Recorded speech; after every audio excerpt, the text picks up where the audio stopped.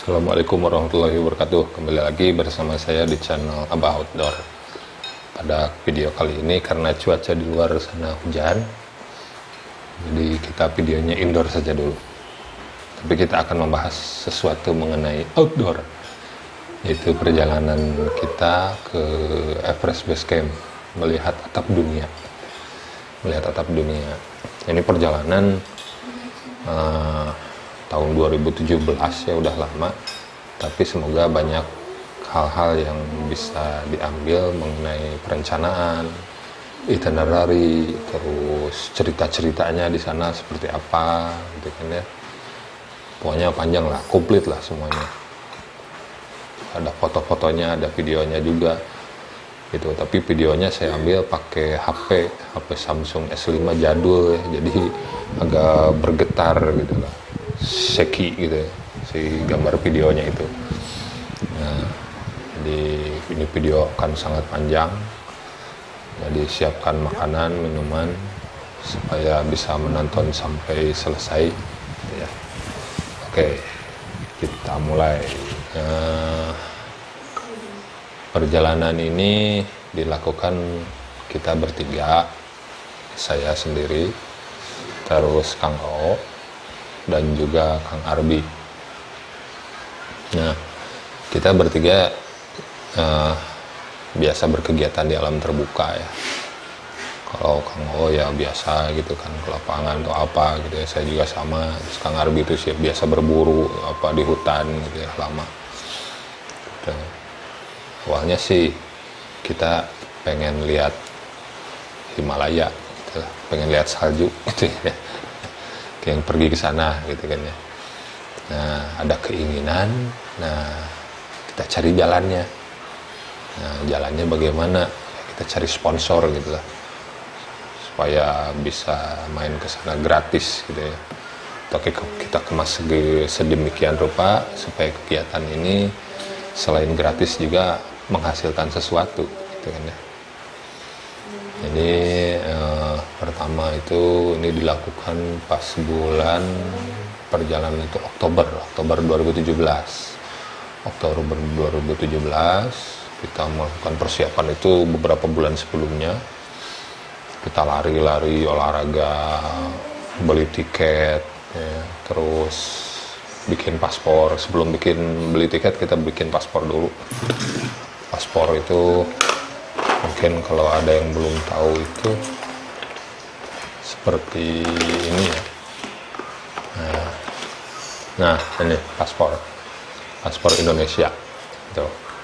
Nah, kalau di luar negeri KTP itu nggak berlaku ya.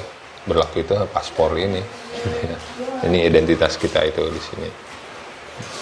Identitas kita itu di sini, paspor siapa ini. Nah, ini. Nah, jadi setelah bikin paspor, baru kita beli tiket. Nah, tiketnya itu murah gitu ya, dulu itu hanya sekitar 4 juta pulang pergi gitu ya, pulang pergi. Jadi kita rencanakan kapan berangkatnya, kita beli tiketnya. Nah, beli pas waktu harga diskon murah, sekitar 4 juta. Nah, dari situ setelah kita beli tiket, nah kita cari sponsor untuk operasional di sana ya, kemana-mana aja lah, ke Kementerian Pariwisata, ke teman-teman, ke rekan-rekan, kemana gitulah, ke instansi apa. Akhirnya kita dapat uang untuk operasional dan membeli alat-alat. Nah, sebagian kita itu alat-alat beli di sini, kayak carrier, terus sepatu, baju-baju gitu. Kita cari data-data juga di internet, seperti treknya itu seperti apa, peralatan apa yang harus dibawa, apa yang harus dihindari. Kita pokoknya dimatangkan di sini tuh sebelum berangkat ke sana itu. Jadi seperti baju gitu ya. Baju kita bawa baju yang itu polyester, jangan bawa yang katun gitu. Jangan yang bawa bahan katun, karena katun itu malah jadi dingin gitu ya. Nah, kita beli yang polyester gitu, yang street gitu, yang ke badan itu ngepas gitu ya. Nah, selain peralatan itu kita persiapkan juga fisik kita olahraga, sama kita semua olahraga, lari-lari gitu kan ya. Saya itu keliling lari di Gasibu itu Gasibu di Separua Bandung itu 1 minggu itu 2 kali keliling Separua, lari keliling Separua gitu, putar-putar, paling hanya setengah jam lah dalam satu sesi. Setelah itu istirahat itu seminggu. Nah pas waktu mau berangkat itu kerasa badan itu enak, fit, segar. Nah setelah itu datanglah hari H, kita berangkat gitu ya. Kita berangkat. Nah berangkat dari Bandung itu malam dari Bandung pakai travel, karena tiketnya itu kita start itu dari Jakarta Soekarno-Hatta. Dari Soekarno-Hatta kita nyampe ke Soekarno-Hatta itu pagi langsung kita siap-siap istirahat dulu lah apa gitu kan ya. Itu bawa barang itu banyak sekali waktu itu kita berangkat itu. Nah setelah itu kita flight sekitar jam 10 kalau nggak salah ya, jam 10 pagi kita flight gitu. Flight itu kita transit di Kuala Lumpur. Nah di bandara Kuala Lumpur itu kita ya ramai lah di sana itu. Jadi kalau Kuala Lumpur itu di antar terminal itu kan dihubungkan dengan tram gitu ya, semacam kereta di bandara gitu. Jadi kita naik itu ada rombongan mungkin dari umroh gitu ya, habis umroh gitu, pakai baju haji gitu, dari Arab gitu ya, haji letik gitu ya.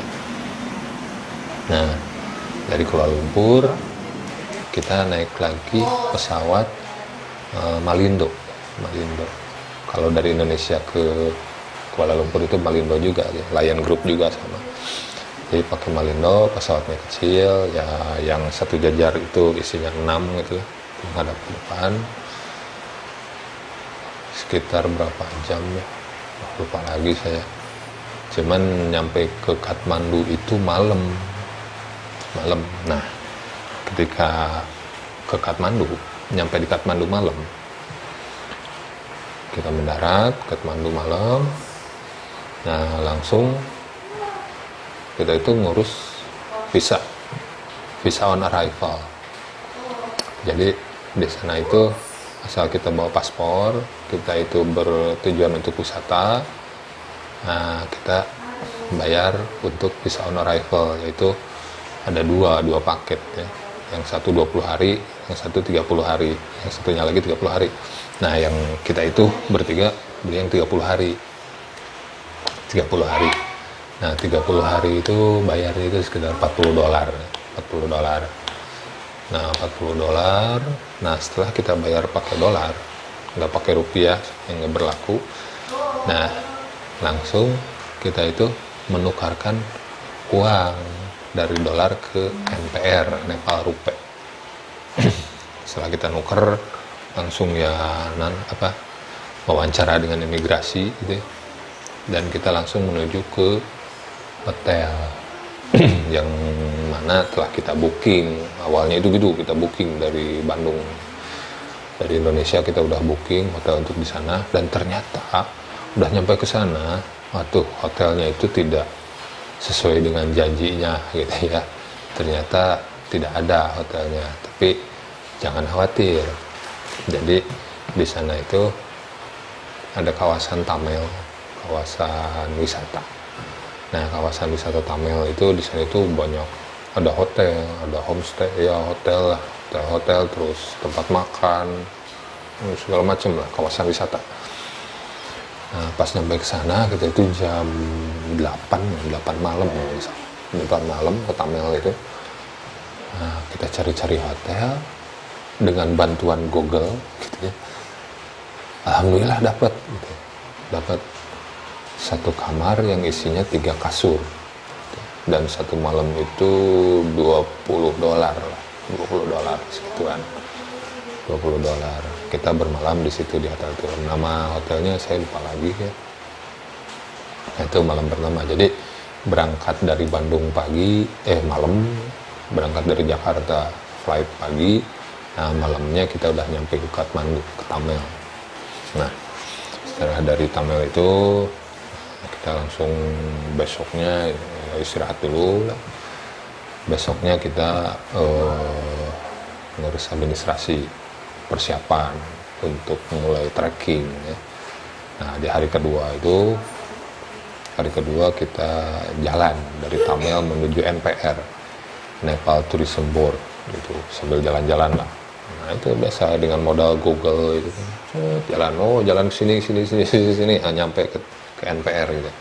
Wah itu terima kasih Google, itu sangat mantap sekali gitu. Nah dengan modalkan itu kita ngurus yang namanya itu di NPR itu yang namanya TIMS, Tracker Information TIMS, Tracker Information System gitu ya, atau apalah kita lupa lagi namanya.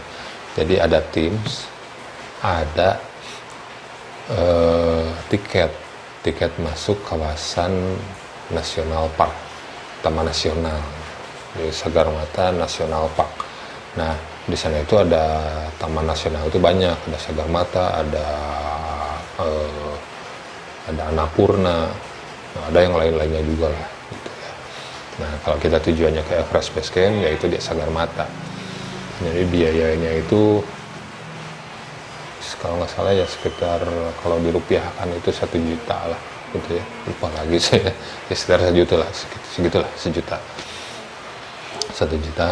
Nah setelah kita dapat itu, nah ada foto kita di TIMS itu, Tracker Information System itu.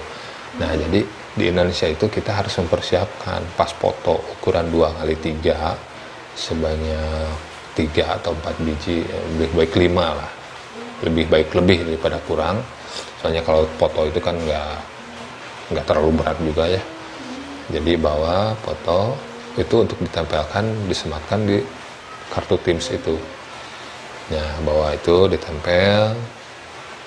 Nah tempel itu setelah kita beres ngurus administrasi berupa TIMS, berupa tiket gitu ya, segala macam gitu kan ya, untuk perizinan naik ke atas. Nah kita nyari tiket, kita kembali lagi ke kawasan Tamel, kita nyari tiket untuk dari Kathmandu menuju ke Lukla. Jadi dari Kathmandu menuju ke Lukla itu ada 2 cara. Yang pertama itu jalan kaki, nah yang kedua itu ialah dengan penerbangan dengan pesawat ya, dan tiketnya itu lumayan. Kalau dari Kathmandu ke Lukla itu menurut informasi itu sekitar $170 gitu. Jadi ya sekitar 2 juta lebih ya, 2 juta lebih. Nah setelah dari NPR kita cari jalan-jalan di Kathmandu. Ternyata di sana wah toko-tokonya itu banyak sekali, toko-toko outdoor segala macam gitu ya, toko-toko peralatan outdoor. Nah itu kita makan siang gitu ya, makan siang kita jalan lagi cari-cari tiket, tanya-tanya gitu kan ya. Nah akhirnya kita dapat tiket itu ya dari Kathmandu menuju Lukla untuk esok harinya. Jadi pas hari ketiga itu kita rencanakan langsung menuju ke Lukla. Nah sebelum kita pulang ke hotel, kita itu lihat ada toko-toko outdoor yang diskon gitu ya, tapi original. Dan yang tidak original pun di sana banyak. Akhirnya kita lihat, ini menarik. Nah, akhirnya kita belilah di sana peralatan. Ada yang beli jaket, ada yang beli celana, ada yang beli baju gitu kan ya. Terus beli kerampun itu buat di kaki ya. Bukan kaki, di sepatu supaya ketika nginjak ke es itu dia tidak licin, dia langsung mencengkram, soalnya dia spike gitu ya, ada kuku-kukunya gitu, cet gitu, jadi nggak licin kalau kita menginjak ke es gitu ya. Nah, kita beli itu, terus beli trackball juga gitu kan ya, segala macam gitu, peralatan-peralatan. Dan ternyata setelah kita pikirkan gitu ya, lebih baik gitu ya, dari Indonesia itu jangan terlalu banyak bawa barang-barang. Kita beli barang-barang di sini gitu kan ya, untuk perjalanan menuju ke sana, nggak usah. Mendingan beli di sana aja, beli di sana untuk perjalanan menuju Everest Base Camp gitu. Ini jadi satu trik juga buat kita gitu ya, buat rekan-rekan juga yang mau mungkin ada rencanakan berangkat ke sana. Beli alat-alat mah di sana aja, beli jaket gitu kan ya, atau bila perlu beli sleeping bag, atau beli kaos kaki wall gitu ya, terus beli base layer gitu. Base layer yang benar-benar base layer hangat gitu ya, thermal. Mending di sana aja, nggak usah beli di sini gitu kan ya. Soalnya di sana harganya lebih murah dan pilihannya itu lebih banyak gitu. Nah, pas hari ketiga kita mulai berangkat ke bandara dari Kathmandu. Dari Kathmandu kita menuju ke bandara mempergunakan taksi pagi-pagi itu sekitar jam 7-an. Jalan pagi-pagi itu jauh, masih kosong jalan itu ya. Kita langsung ke bandara. Nah, di bandara itu wah crowded, penuh juga di bandara. Nah, setelah nyampe ke bandara, tapi kita bandaranya bandara domestik ya, bukan yang internasional. Kalau kedatangan pertama itu kita dari internasional, nah kita itu beli yang langsung datang ke yang ke domestik ya. Oh iya, ada satu cerita yang terlupa detail. Jadi pas ketika kita datang, setelah kita beli visa, membayar visa on arrival, terus kita wawancara dengan imigrasi Nepal, kita mau membeli SIM card. Nah, SIM cardnya itu jadi frekuensi GSM itu sama di Indonesia dengan di sana. Nah, jadi handphone yang kita pakai di sini itu dibawa ke sana masih bisa kita pergunakan gitu, frekuensinya sama.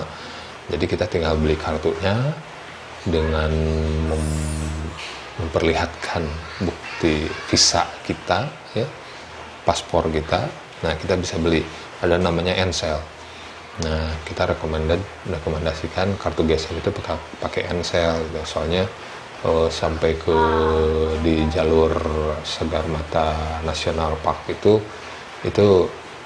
sinyalnya itu bagus gitu. Ada lah beberapa tempat yang bisa kita pakai kartu GSM tersebut gitu. Nah, ya, lanjutkan tadi itu setelah kita dapat ke mana? Ke bandara domestik, kita nunggu lumayan lama. Kita biasa check-in barang-barang masuk ke pesawat gitu kan, mana yang kita bawa aja sedikit. Nah, kita masuk gitu kan ya, ke ruang tunggu, crowded, penuh gitu kan ya, penuh banget. Nah, setelah ke ruang tunggu, nah kita tunggu lagi ya, akhirnya kita naik bis juga. Nah, naik bis untuk diantarkan pesawat. Ternyata pesawatnya belum bisa berangkat juga. Gitu ya.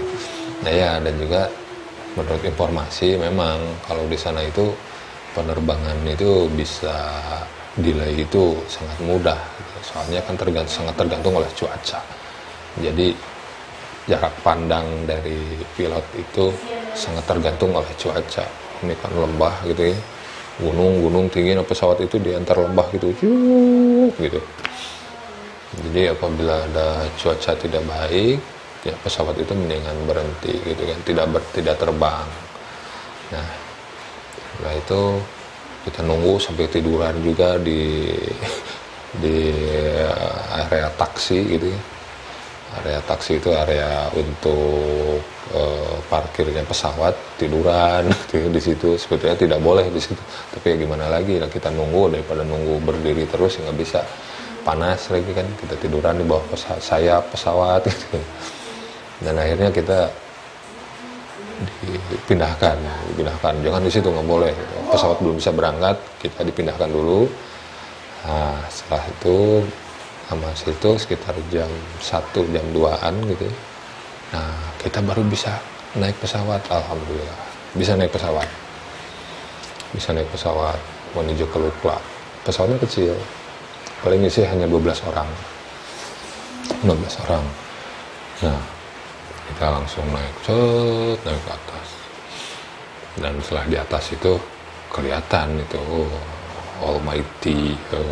Dari jendela itu saya sengaja ngambil tempat duduk di sebelah kiri supaya kelihatan pegunungan Himalayanya itu. Jadi puncak Everestnya juga kelihatan kalau di sebelah kiri ya. Nah dari pesawat itu saya lihat, wah ya ini benar emang pegunungan Himalaya itu sangat luas sekali gitu ya, sangat luas sekali. Dan naik setelah kita mau mendarat gitu, nah itu wah, turun gitu, cuit gitu. Jadi bandara di Lukla itu kalau di internet mungkin ya dilihat, itu the most dangerous airport in the world gitu ya. Jadi airport yang paling berbahaya gitu. Kenapa? Jadi runway-nya pendek, gitu. Runway-nya pendek, terus dia itu miring, nggak datar gini tapi miring dia, jadi gitu ke atas. Terus ketika dia take off juga, ketika dia landing kan di bawah gitu. Nah ketika dia take off, dia itu seperti ke bawah gitu langsung. Nah jadi setelah kita mendarat di Lukla, jadi kesan pertama yang saya dapat itu, wah ini daerah dingin sekali, dingin. Mungkin ya karena kita tinggal di Bandung, dari Bandung kita pas nyampe ke Lukla, ini daerahnya dingin gitu. Elevasinya itu sekitar 2.800. Nah dari Lukla ini kita nyampe sekitar jam 3 sore, kesorean gitu ya, jam 3 sore. Nah banyak orang-orang yang menawarkan, udah cuma harus pakai porter, harus pakai guide. Enggak, kita sudah baca referensi segala macam, terus kita persiapan, insya Allah aman ya, kita tanpa porter dan tanpa guide gitu ya, kita jalan bertiga gitu. Nah jadi dari Lukla itu sudah mulai trekking, tidak ada sepeda, tidak ada motor, tidak ada mobil, ada juga helikopter gitu ya, dan kuda, helikopter, kuda, keledai, dan yak, ada yang beroda. Nah jadi dari situ kita mulai trekking. Sore hari kita buka barang-barang, siap-siap. Pas masuk mau masuk ke gerbang Sagarmata juga biasanya ada pos pemeriksaan. Nah pas waktu itu pos pemeriksaan itu nggak ada, soalnya kita datang udah terlalu sore, udah kosong gitu. Nah pas datang situ kita beli sesuatu dulu, persiapan minum lah, beli air gitu ya, terus saya itu ingat beli madu. Madu itu buat energi di jalan nih. Terus beli snack bar. Nah jadi pas ketika kita masuk ke Lukla itu kita beli logistik juga, ada warung lah itu, waktu itu di seberangnya pos pemeriksaan tuh, di warung beli madu, beli snack bar gitu, beli air macam. Nah itu kita masuklah, kita foto-foto dulu di di Lukla. Kita makan sore dulu juga di situ, makan siang gitu. Soalnya kita siang kan di bandara yang nggak bisa makan gitu kan ya, di area taksi pesawat gitu kita nggak bisa makan, mau kemana gitu. Makan siang di situ. Nah setelah itu kita lanjut ke start trekking dari Lukla. Nah dari Lukla itu kita mulai sekitar jam sore lah, jam 4 sore. Bayangin jam 4 sore, area dingin, ya udah sore, kita jalan gitu. Tapi emang trekkingnya sih tidak nanjak gitu ya. Jadi datar gitu lah, datar-datar aja ya, naik dikit turun dulu gitu sih gitu. Nggak seperti di kalau trekking di kita itu kan langsung naik gitu, nanjak terus. Kalau ini enggak, dia itu datar, naik dikit turun dikit terus gitu ya, untuk sampai ke setidaknya sampai ke tujuan kita selanjutnya itu ya trekkingnya tidak terlalu ekstrim lah ya. Nah, tujuannya sebetulnya kita itu Monjo gitu ya, daerah Monjo. Tapi karena kita datang terlalu sore, ya kita sampai sore sajalah. Sore sampai mana, kita istirahat di situ. Akhirnya kita sampai kemalaman ya di jalan, bukan kemalaman, maghrib jam 6. Kita hanya sampai ke waktu itu daerah Kosigaun. Jadi Kosigaun itu yaitu sebelum Pakding, masih dekat. Nah itu jaraknya itu dari mana, dari Lukla itu sekitar ya 4 kiloan lah, hanya 4 kilo. Dan elevasinya juga di Kosigaun itu tidak terlalu tinggi, hanya 2.500. Tadi 2.800. Jadi sekarang itu 2.500, berarti turun kan? Turun terus ke bawah. Nah, kita bermalam pertama di situ, Kosigaun. Nah, di Kosigaun itu kita makan gitu ya, sampai menginap juga di situ.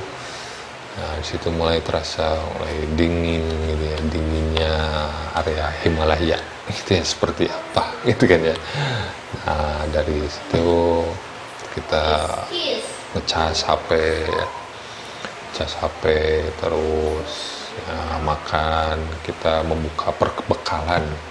Jadi bawa makanan-makanan dari Indonesia seperti ikan teri gitu kan ya, teri kacang tempe gitu kan, itu yang itu dimakan itu yang pakai gula itu apa istilahnya itu ya. Terus bawa abon juga gitu, bawa makanan-makanan dari Indonesia. Maksudnya buat apa? Buat kalibrasi rasa kita. Jadi kita di sana itu jangan sampai hilang rasa untuk hilangnya nafsu makan. Tetap kita harus makan. Nah, di sana itu sampai orang lokal juga mencoba itu ikan teri itu seperti apa gitu kan ya. Soalnya kan mereka daerah pegunungan, ya jarang juga makan ikan gitu. Nah, besoknya kita start lagi dari Kosigaun ini menuju ke Monjo. Nah, menuju ke Monjo. Jadi Monjo itu lumayan lah ya, jauh gitu. Kalau tarik lurus mah jaraknya sekitar ya 7 kiloan lah. 7 kilo, gak terlalu jauh sih. Nah, 7 kilo. Dan treknya itu ya treknya sama juga masih gitu. Saya naik mundur itu ada beberapa jembatan gitu, lewat jembatan yang gantung itu, yang mekok gitu kan ya. Jembatan yang panjang gitu. Dan di Monjo itu elevasi tempat kita tidur itu 2.800. Nah, di sini itu mulai terasa lebih dingin. Kenapa dingin? Karena kita itu tidur itu di lembah ya. Nah, angin itu sangat cepat gitu, menerpa area itu sangat cepat. Jadi kerasa lebih dingin gitu. Sampai ada temen itu, dia itu istighfar gitu ya, astagfirullahaladzim, tiris gitu. Ketirisan ya, kumaha ya. Nah, dari situ kedinginan dia ya, kasihan juga sih gitu kan ya, kita kasih minum apa makan, kasihan dia kedinginan ya gitu. Nah, dari situ kita besoknya kita trekking lagi menuju Namche Bazaar. Nah, dari Monjo ke Namche Bazaar itu kita melewati beberapa tempat yang ikonik. Ya, salah satunya adalah jembatan Hillary Bridge gitu ya. Hillary Bridge itu jadi jembatan suspensi yang tertinggi gitu ya. Tertinggi itu maksudnya itu dari jembatan ke sungai itu lumayan tinggi, jauh gitu ya. Jadi mau cek bahasa Sunda mah lowang ningali ka handap teh gitu kan. Memang pendek jarak dari tepi ke tepinya itu, tapi ke bawahnya itu sangat dalam sekali itu.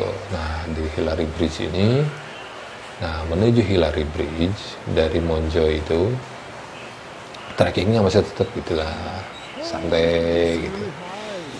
Nah, ketika di Hillary Bridge itu menuju ke Namche Bazaar itu mulailah di situ nanjak sekali naik.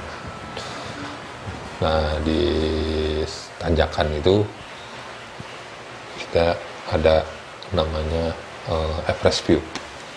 Jadi tempat pertama kali ketika kita bisa melihat Gunung Everest. Di situ ada tempatnya di situ. Cuman ketika kita nyampe ke situ itu lagi berkabut gitu. Jadi nggak kelihatan Gunung Everestnya itu, nggak kelihatan. Jadi hanya kalau melihat itu ke arah sana gitu ya. Nah, kita tunggu di situ, bagaimana? Kita naik lagi dari situ, udah ketemu, dorong bareng naik lagi gitu, bertiga itu. Nah, sebelum Namche Bazaar ada pos pemeriksaan. Sebetulnya sih tadi juga ada pos pemeriksaan itu di Pakding gitu ya. Di Pakding juga ada pos pemeriksaan. Jadi sebelum Namche Bazaar itu ada pos pemeriksaan. Pos pemeriksaan itu memeriksa paspor kita, terus tiket kita, terus Teams kita ya. Diperiksa oleh mereka itu. Jadi semua berkas-berkas itu saya sarankan untuk disimpan dalam satu tas khusus yang dalam satu plastik gitu kan ya, dalam satu plastik. Jadi kita ambil itu langsung gitu. Kita ambil semua nggak susah gitu kan, nggak susah. Nah, kita periksa itu, kita ambil itu jadi bertiga bisa diwakilkan oleh satu orang. Jadi bertiga itu udah itu istirahat, yang ini diwakilkan ke saya, kita diwakilkan oleh siapa untuk ngurus surat berkas-berkasnya gitu kan ya. Nah, biasalah di daftar apa gitu kan ya, siapa namanya gitu kan, dari mana asalnya gitu kan, udah hari keberapa, rencana berapa lama gitu. Nah gitu lah mainan barudak biasa. Nah, setelah dari situ nyampailah kita ke Namche Bazaar. Namche Bazaar, wow. Jadi Namche Bazaar sebuah kawasan yang cukup ramai gitu. Di situ ada dealer North Face, ada ramai aja lah. Dealer outdoor orisinil gitu kan ya. Terus ada kedai-kedai kopi yang amazing sekali dengan view yang mantap, rasa yang sangat luar biasa gitu. Dan elevasinya itu ada di 3440 Namche Bazaar itu.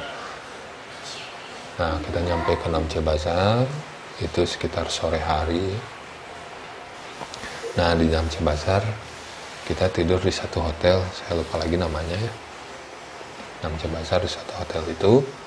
Nah, di hotel itu kita biasalah pesan satu kamar, cari satu kamar yang ada 3 bed. Akhirnya kita dapat, alhamdulillah kita dapat.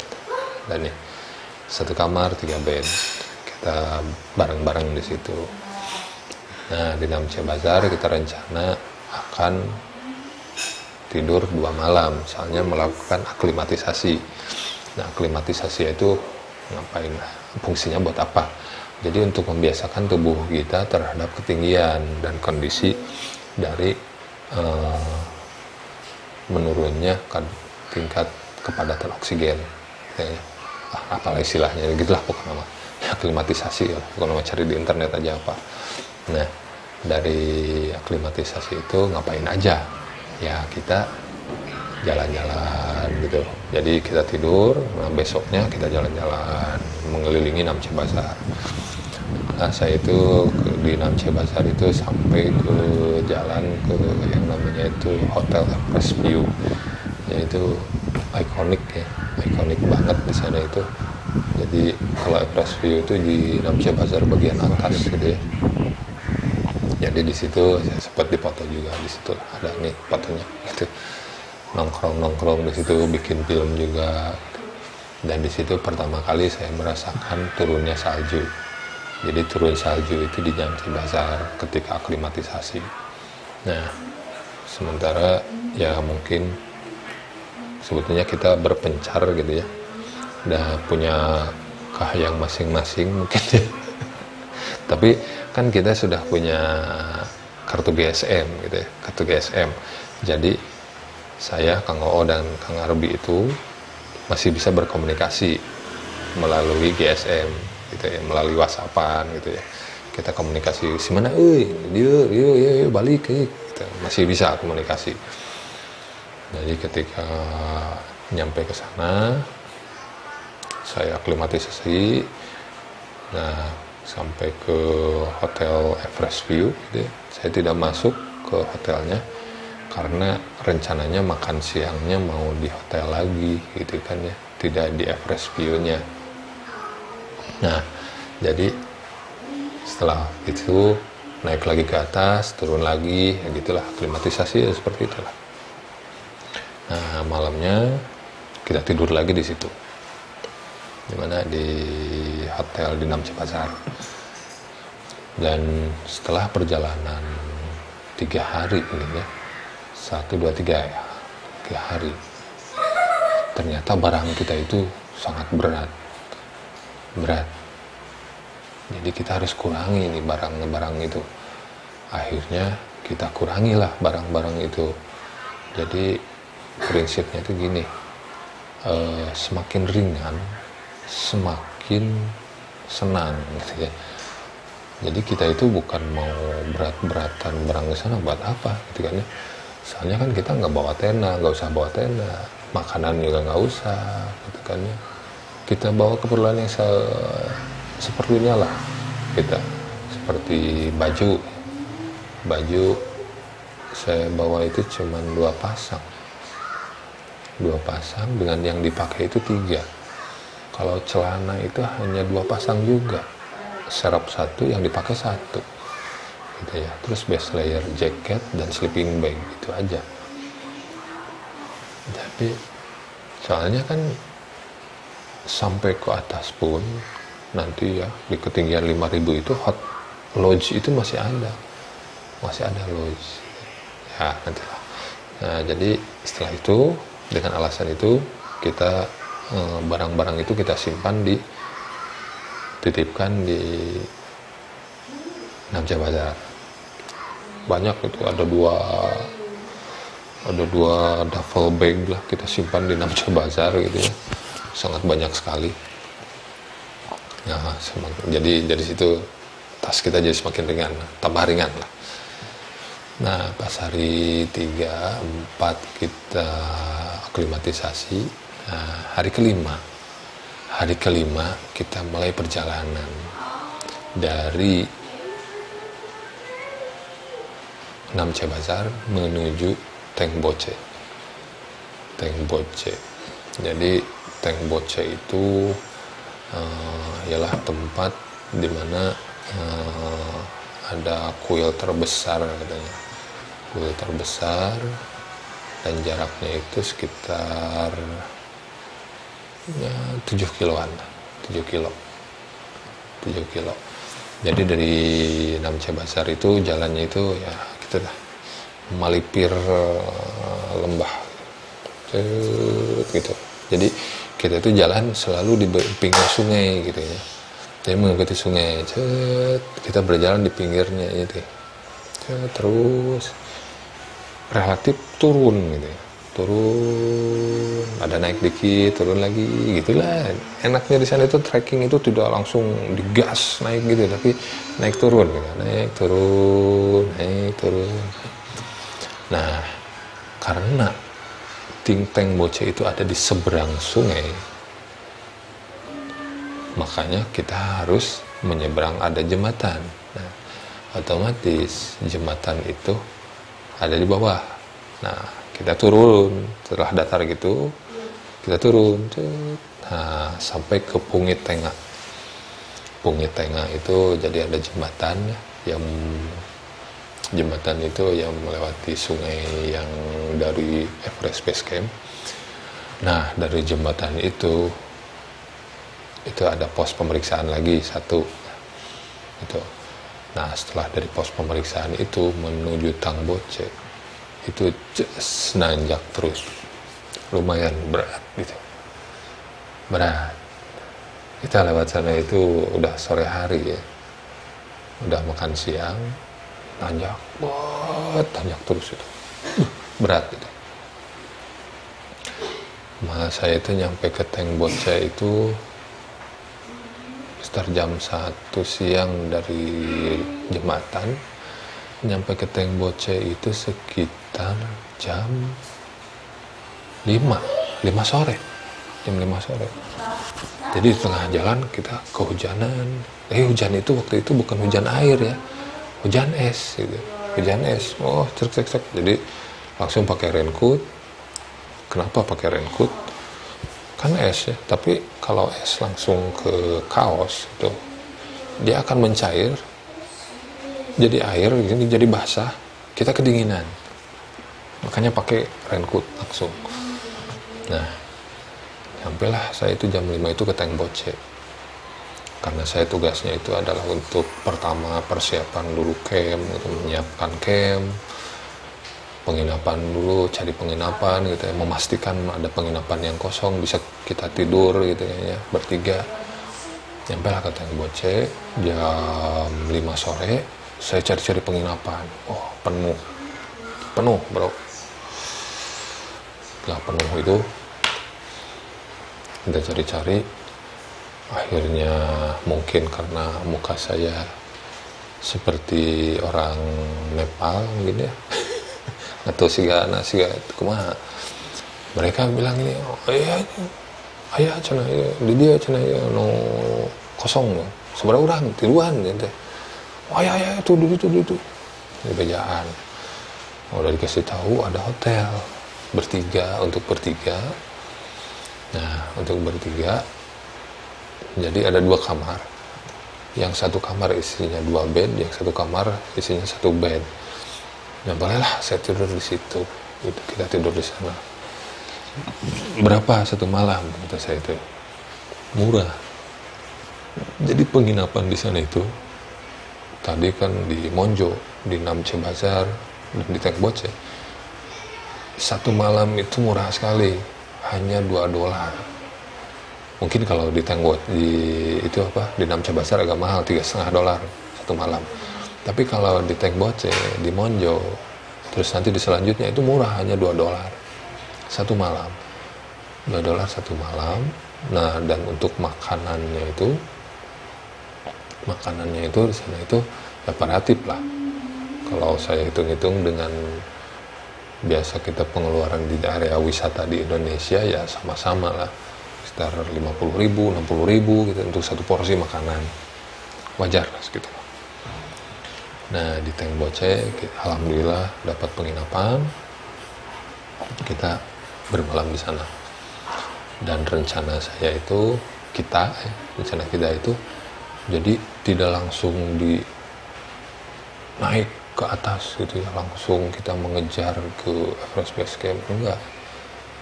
Kita itu berwisata di sana itu. Kita itu turis, menikmati alam, menikmati keindahan. Jadi santai aja. Kita nyampe ke satu tempat, kita istirahat lagi. Jadi kita rencana di Tengboche itu sekitar 2 malam. Nah,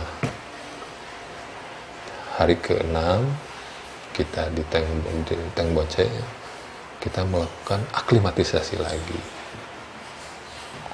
Nah, saya jalan sampai ke atas gitu ya. Kang juga sama Kang Arbi keliling-keliling gitu ya, kemana. Saya nyampe ke atas lah, ada ke satu daerah apa ya, kalau di sana dibilangnya itu tank boceri atau apalah. Indah sekali pemandangan di sana itu. Jadi monastrinya, gunungnya dengan latar belakang gunungnya itu, wah itu sangat indah sekali. Nah, dari Teng Boche itu kita merasakan udara yang sangat dingin, mulai terasa sangat dingin sekali. Jadi hamparan salju gitu kan ya, bekas malam, terus kita pas datang itu wah sangat dingin sekali. Nah, dari Teng Boche hari ke-6 kita tidur lagi, istirahat lagi. Nah, hari ke-7 kita targetnya adalah menuju Ding Boche. Jaraknya lumayan loh, Ding Boche, dari Teng Boche ke Ding Boche sekitar berapa ya, 10 kiloan, 10 kilo. Nah, 10 kilo, jadi kita jalan pagi-pagi dari Teng Boche. Nah, dari Teng Boche jalan terus. Nah, ini trek dari Teng Boche menuju Ding Boche itu ya sedang lah, udah turun, datar, naik gitu kan ya, naik, datar lagi, naik gitu lah, enak lah. Tapi ada turunnya juga, naik. Nah, di ini itu dari Teng Boche itu ketika kita masuk ke Pan Boche itu mulai kelihatan Amadablam gitu. Amadablam itu gunung ibu. Nah, kita makan juga siang, itu makan siang di area sekitar Pan Boche, makan siang di Pan Boche. Nah, setelah makan siang di Pan Boche kita lanjut jalan lagi menuju Ding Boche, jalan lagi. Jadi di situ mulai pohon-pohon itu mulai jarang, pohon-pohon besar ya, mulai jarang, kering gitu kan. Ada rumput-rumput yang pendek-pendek gitu ya. Dan di sekitar elevasi 4000 ya, 4000 berapa, 4300 gituan lah, itu kelihatan horizon dari vegetasi dan pohon-pohon, dan yang nggak ada pohon-pohonnya itu garisnya itu satu garis gitu. Saya bukan orang biologi gitu ya, tapi nggak tahu istilahnya apa, tapi itu sangat menarik gitu. Ketika satu elevasi ketinggian tertentu, dia udah tidak bisa hidup lagi, jadi hidupnya di bawah saja, itu di bawah ketinggian itu 4000. Nah, mulai di situ terasa sangat dingin, udara itu sangat dingin. Nah, dari situ kita mulai turun lagi, karena di Ding Boche, menuju Ding Boche itu kita harus melewati jembatan dulu, jembatan. Nah, dari jembatan itu kita naik lagi, nanjak lagi menuju Ding Boche. Dan di tengah jalan kita ketemu dengan orang lokal, yang mana anaknya itu membuka penginapan di Ding Boche. Kata bapak old man gitu, opa, kita panggilnya opa, tidurnya di mana? Udah di rumah anak saya aja, hotelnya masih baru. Oke lah, kita tidur di sana. Nah, kita tidur di sana gitu ya, emang hotelnya masih baru, dan yang punyanya itu anaknya opa. Setelah kita ngobrol, ternyata dia 7 kali, anaknya itu 7 kali nyampe ke puncak Everest. What? 7 kali? Itu kan ya. Imagine. Gitu. Nah, dari situ kita ngobrol-ngobrol lagi, kita tanya, how about room gitu. How much room for a night gitu. Dia bilang gak usah, gratis aja kamarnya, yang penting kalian makan di sini. Oh gitu, oke lah, sip, mantep. It's very good sini gitu. Ya makanlah dengan bahasa Inggris yang seadanya gitu ya. Kita mencoba berkomunikasi gitu ya, tapi mereka mengerti. Yang penting pesannya tersampaikan gitu ya. Nah, jadi dari Dingboche kita berencana di sana 2 malam juga. Santai saja bro, santai saja, jangan terburu-buru, santai saja. Nah, nyampe ke Dingboche. Dari Dingboche itu hotelnya itu menghadapnya itu langsung depannya itu Amadablam. Aduh, itu sangat indah sekali, amazing ya.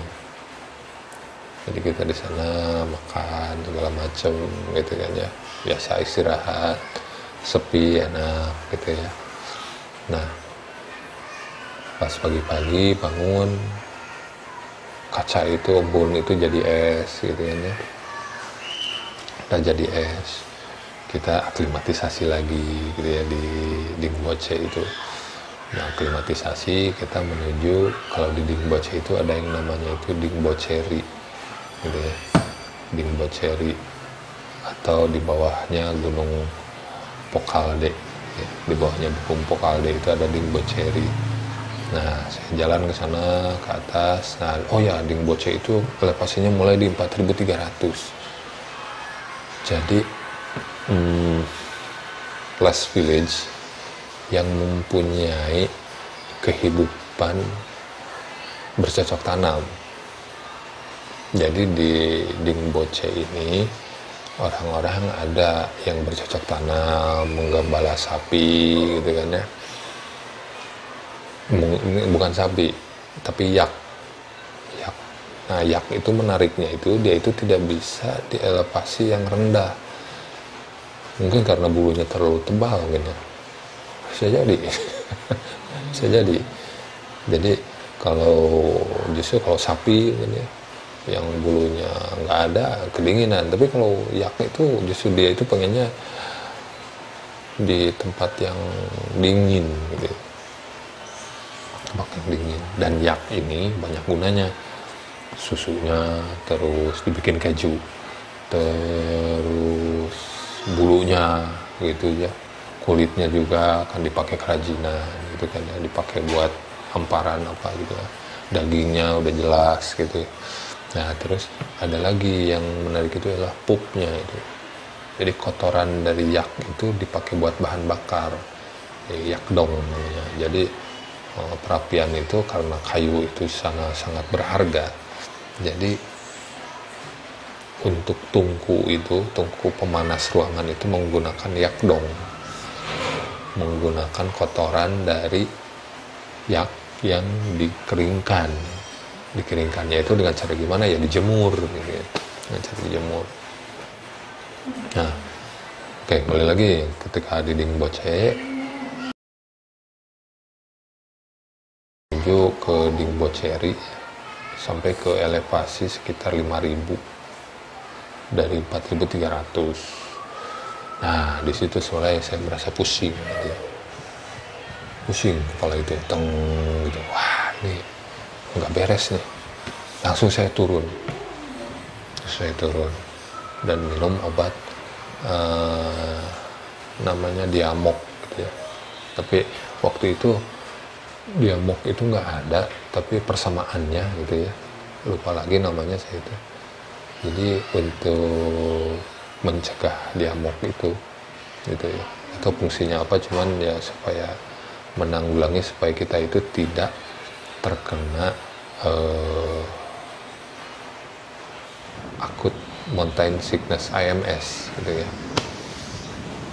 Nah, ketika nyampe ke Dingbocheri, saya merasa pusing, langsung turun bawah menuju Dingboche. Nah, ketika saya sudah turun mendekati ke Dingboche, mendekati hotel, sakit kepalanya hilang. Nah, tapi saya untuk jaga-jaga ya, ketika setelah makan siang saya makan ya Diamok itulah. Nah, di Dingboche ya, view-nya itu sangat indah. Saya foto-foto itu terutama Amadablam gitu kan ya. Wah, itu sangat amazing. Nah, di Dingboce ini ada merupakan persimpangan jalan menuju ke Cukung dan menuju ke Dugla. Kalau Dugla itu ya bisa menuju arahnya itu ke Everest Base Camp. Nah, hari selanjutnya setelah kita aklimatisasi lagi di Dingboce, kita lanjut lagi menuju ke Lobuce. Nah, ini perjalanan lumayan Lobuce ini. Nah, Lobuce jadi dari Dingboce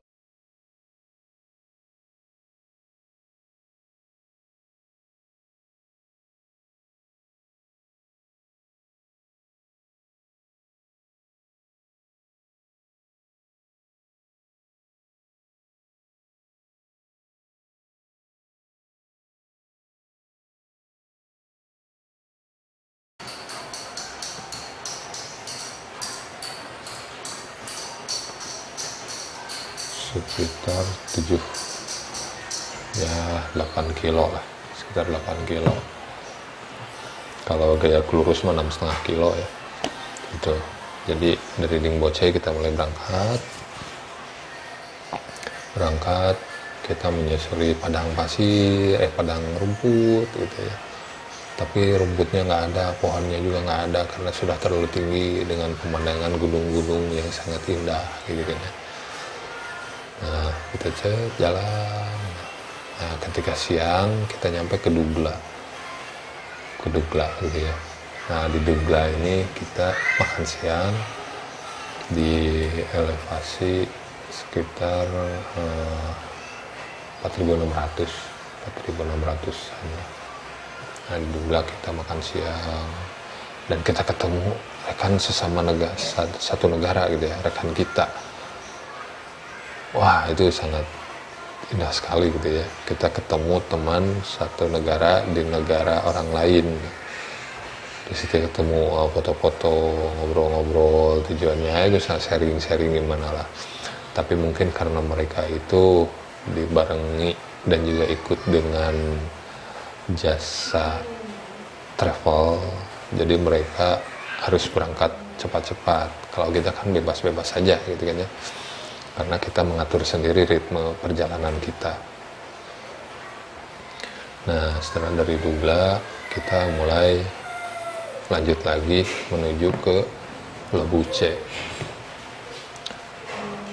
Nah, jadi dari Dugla itu setelah makan siang itu kita nanjak tuh, nanjak. Treknya itu nanjak.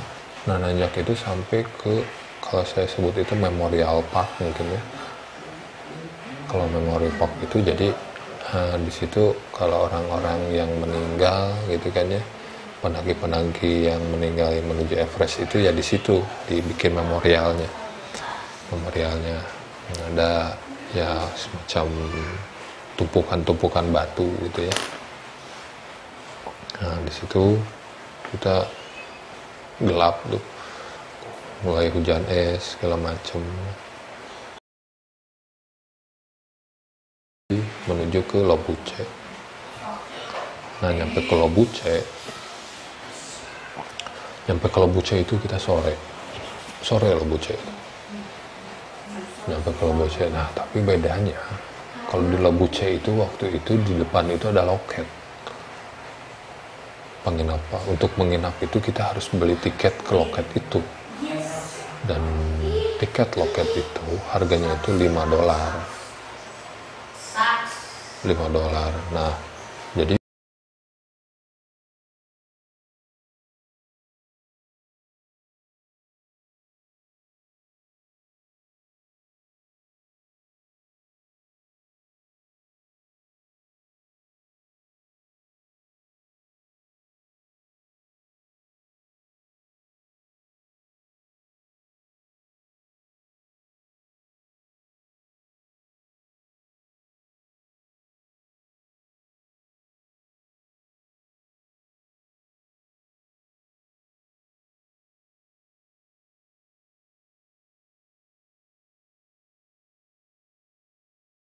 di gentong itu yang harus kita pukul-pukul dulu gitu kan ya, untuk mengambil air wudhu. untuk cuci muka atau apa itu harus kita pukul-pukul dulu air itu di gentong itu karena membeku gitu ya, membeku. Kita dapat di lantai yang di atas gitu ya, si penginapan itu berapa lantai kan, 3 lantai kalau nggak salah, kita dapat di lantai yang ketiga, lantai ketiga. Nah setelah dari Lobuce, nah besoknya itu kita berjalan menuju ke Goraksep. Goraksep itu adalah kalau kita mau bisa dibilang kampung wisata terakhir gitu ya. Ini barudak. Kampung wisata terakhir. Jadi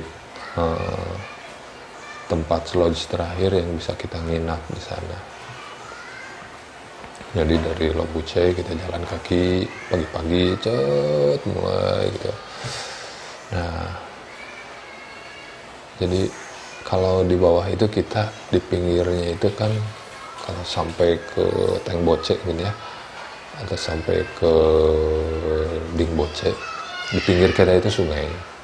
Nah, kalau dari Dugla sampai ke Goraksep itu di pinggir kita itu gletser, jadi es yang ya, kalau gletser itu es yang ngalir gitu, pinggir kita itu gletser. Jadi bayangkan gitu ya, kita berjalan di gletser, di pinggir gletser, malah kita juga sebelum ke Goraksep itu kita harus melewati juga gletser gitu. Jalannya itu aduh sulit gitu, jalan di atas gletser itu batu-batu gitu, naik turun gitu kan, nggak rata gitu. Kalau di dataran itu kan tanah itu kan rata gitu kan. Kalau di gletser itu naik turun gitu jalan kita itu. Jadi tingkat kesulitan di jalan gletser itu menurut saya lumayan tinggi gitu ya. Terus si trek itu kalau kita asal-asalan itu bahaya. Tapi alhamdulillah karena trek di sana itu banyak orang gitu ya. Jadi trek itu jelas kelihatan gitu ya. Nah kalau trek dari Lobuce ke Goraksep itu relatif enak lah, datar gitu. Datar gitu ya, ada kita melewati gletser itu mulai rumble gitu loh. Nah setelah dari ujung itu langsung kelihatan Goraksep. Kita nyampe ke Goraksep itu siang, jam 1 jam 2-an. Kita langsung masuk ke penginapan. Nah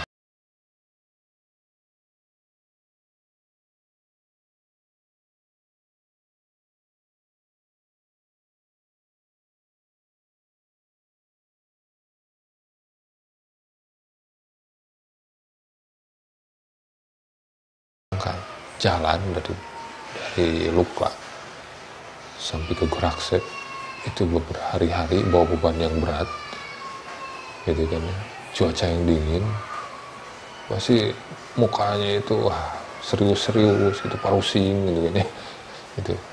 Jadi yang mau ditoel bisa ngarontok gitu kan ya. Nah kita nginap di situ di Goraksep. Nah rencana kita di Goraksep itu tidak lama, rencananya itu hanya 1 malam. Kenapa? Karena Goraksep itu dingin banget gitu ya. Nah lagian gini, jadi semakin tinggi lokasi penginapan itu, operasional kita itu semakin tinggi juga. Seperti gini contohnya di Lukla kita beli air itu $0,5, 1 botol itu 600 ml. Nah tapi ketika nyampe di Goraksep itu 1 botol itu $3,5. Nah kita minum itu minimal 1 hari itu 3 liter lah.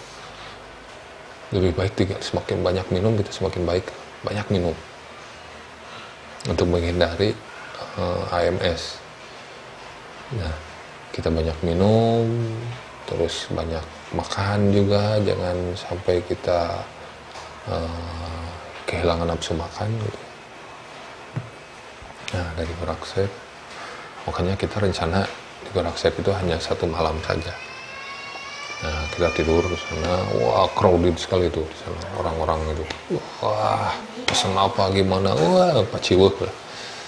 Nah setelah di Gorakset, besoknya pagi-pagi kita kita naik ke Kalapatar dan Everest Base Camp. Nah kita naik ke Kalapatar, jadi di Kalapatar itu di bawahnya Pumori ya, bawah Pumori. Nah di Kalapatar itu kita bisa lihat Everest. Nah dalam perjalanan ada tempat untuk helikopter mendarat. Nah di situ udah mulai kan Everest, gitu. Itu Everest nih, Everest. Nah dari situ kita istirahat dulu, tenang. Nah mungkin berdua kalau dengan Kang Arbi itu istirahat dulu di situ, tapi saya pengen cepet-cepet naik ke atas. Saya lanjut ke atas, lanjut ke puncak dari Kalapatar. Naik lagi pelan-pelan karena sudah mulai terasa capek dan juga udara udah mulai tipis gitu kan ya. Saya itu hanya bisa melangkah itu kayak gini lah, selangkah demi selangkah, nggak bisa jauh gitu, antara kaki itu jauh nggak bisa, tapi gini pelan-pelan aja lah, penting nyampe. Udah nyampe ke atas, alhamdulillah nyampe ke puncak dari Kalapatar, yaitu ketinggian 5.550. Di situ aduh, saya bicara juga nggak bisa jelas gitu ya, sangat pelan sekali. Nggak tahu mungkin karena capek atau karena oksigen tipis ya, saya nggak tahu lah, tapi suara saya itu sangat pelan. Di situ saya foto film, terlihat sangat jelas Everest itu, Everest, terus Pumori, segala macam gunung-gunung di itu yang 3 itu kan ya, Everest itu sangat jelas sekali, indah sekali. Wah, ini once in lifetime itu untuk yang suka berkegiatan di alam terbuka. Kalau saya lihat itu worth it lah untuk kesini, worth it untuk ke Everest Base Camp.